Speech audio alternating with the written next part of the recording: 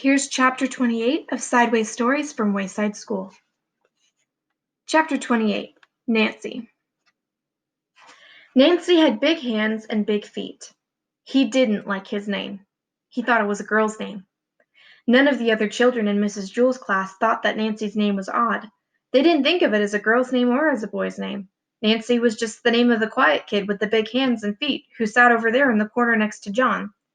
Nancy was very quiet and shy. He was ashamed of his name. He had only one friend, a girl who went to class on the 23rd story of Wayside School. They were friends for a good reason. He didn't know her name, and she didn't know his. They just called each other, "Hey you," or just plain you. Nancy was afraid to ask his friend what her name was because then he might have to tell her his name. He never could figure out why she never asked, but he was happy just to leave well enough alone. One morning, Nancy and his friend were late. When they got to the 23rd story, her friend's teacher was waiting outside. "Hurry up, you're late, Mac," said the teacher. Nancy's friend turned red. She didn't move. "Come on, Mac, shake a leg, get the lead out," said the teacher.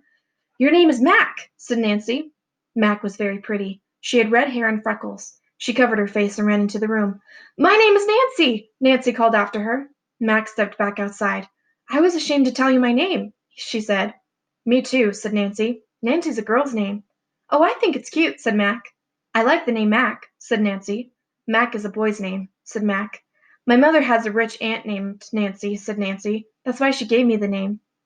"My mother once had a dog named Mac," said Mac. "Hey, do you want to trade?" Nancy asked. "Can we?" asked Mac. "I don't see why not," said Nancy. "Okay," said Mac. They both spun around 100 times in opposite directions until they were so dizzy that they fell over. When they stood up, Mac was Nancy and Nancy was Mac. They said goodbye. Then Mac raced up to Mrs. Jewell's room. He was no longer shy. "Hi, everybody, my name's Mac," he announced. "I traded names." He held out his big hand. Todd jumped up and took it. "Hi, Mac," he said. "Glad to meet you." "How you doing, Mac?" said Ron. "Howdy, Mac," said Terrence. "Nice to meet you, Mac," said BB. "You traded names?" asked Jason. Jason didn't like his name either. "That's right, Jason, old boy," said Mac. "Is that allowed?" asked Jason. "Why not?" said Mac. "Hey, anybody want to trade?" Jason called. "I'll trade with you," said Terrence. He didn't like his name either. "Wait, I'll trade with you, Terrence," said Mauricia. Mauricia didn't like her name. "No, he's trading with me," said Jason. "I'll trade with you, Mauricia," said Damien. "No, thanks," said Mauricia.